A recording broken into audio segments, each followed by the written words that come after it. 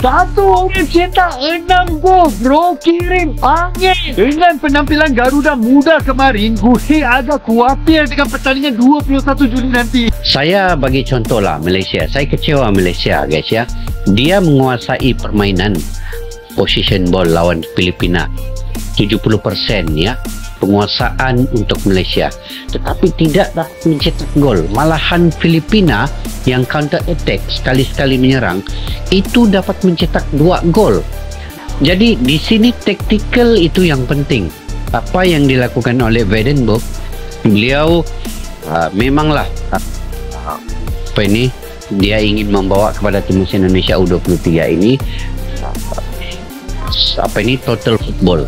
Tetapi beliau berhati-hati di bagian lini belakang. Aku sangat sedih, aku sangat kecewa, aku sangat marah guys, kerana Malaysia kalah ya. Aku tak sangka guys, Malaysia akan kalah 2-0 kepada Filipina, di mana aku menjangkakan kita akan menang, Malaysia akan menang 3-0. Jadi satu kekalahan yang sangat memalukan. Serius guys, satu kekalahan yang sangat memalukan untuk Malaysia. Walaupun aku orang Malaysia, tapi aku sangat sedih dengan corak permainan yang ditunjukkan oleh anak muda Malaysia ini guys.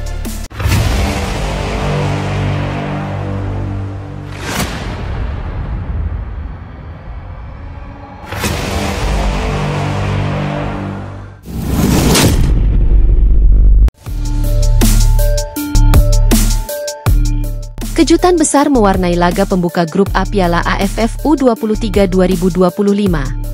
Malaysia U23 yang digadang-gadang sebagai salah satu kandidat kuat justru tampil membelai dan harus menelan kekalahan memalukan 0-2 dari Filipina. Kekalahan ini menjadi pukulan telak bagi Harimau Malaya Muda dan membuat para pengamat sepak bola di negeri jiran kebingungan. Salah seorang pundit Malaysia dalam siaran televisi nasional menyampaikan keterkejutannya, "Kami terkejut dengan hasil ini. Filipina memang menunjukkan peningkatan, tapi kami tidak menyangka Malaysia bisa kalah dengan skor tersebut." Kekecewaan ini makin terasa karena di saat bersamaan, Timnas Indonesia U23 justru berpesta gol dengan menghancurkan Brunei Darussalam 8-0 di Stadion Utama Gelora Bung Karno, Jakarta. Kontrasnya performa antara dua rival regional ini pun menjadi sorotan tajam publik dan media, terutama di Malaysia.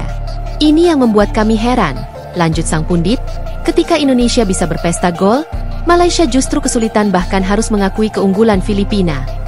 2 gol Filipina bersarang ke gawang Malaysia tanpa balas. Sebuah hasil yang mengusik banyak pihak, mengingat Malaysia tampil di bawah standar, padahal sebelumnya diprediksi menjadi pesaing utama di grup ini. Kekalahan ini menempatkan Malaysia di posisi terjepit dan membuat langkah mereka ke semifinal menjadi lebih berat. Mereka harus segera bangkit di laga selanjutnya jika ingin menjaga asa untuk lolos dari fase grup. Sementara itu, Indonesia kini berada di puncak klasemen grup A berkat kemenangan telak atas Brunei. Performa Garuda Muda tampil sangat dominan, khususnya lini serang yang menunjukkan ketajaman luar biasa. Dalam laga tersebut, satu nama mencuat sebagai bintang utama, James Raven. Striker muda milik Bali United itu tampil luar biasa dengan mencetak 6 gol alias double hat-trick hanya dalam satu pertandingan. Penampilan impresif ini mengukuhkannya sebagai man of the match dan bahkan digadang-gadang sebagai kandidat kuat man of the tournament. Sejak menit awal, Raven langsung menunjukkan ketajamannya.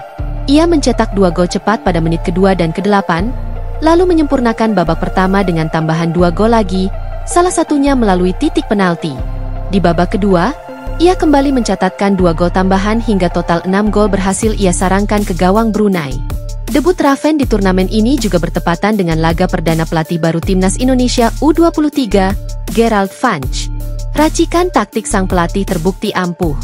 Garuda Muda tampil dominan, efektif, dan sangat solid.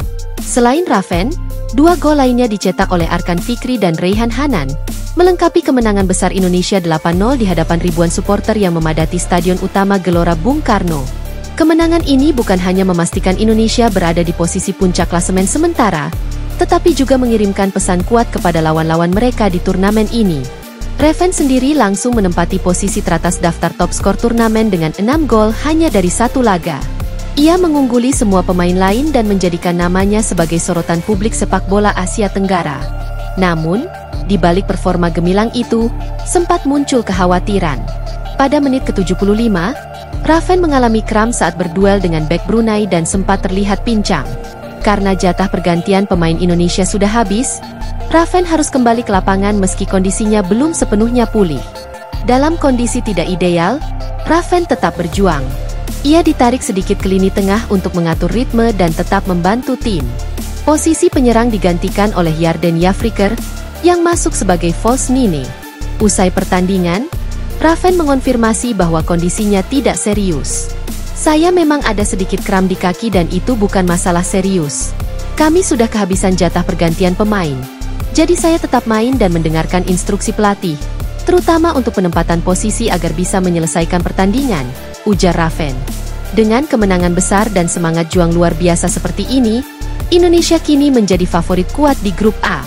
Selanjutnya, Indonesia akan menghadapi Filipina pada Jumat, 18 Juli 2025. Laga ini diprediksi menjadi penentu utama perebutan tiket semifinal, mengingat hanya juara grup yang dipastikan lolos otomatis.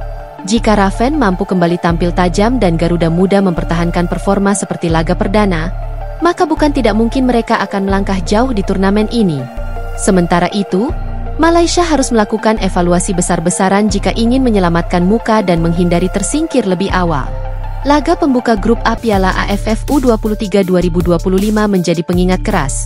Dalam sepak bola, nama besar tidak menjamin kemenangan. Yang paling siaplah yang akan bersinar.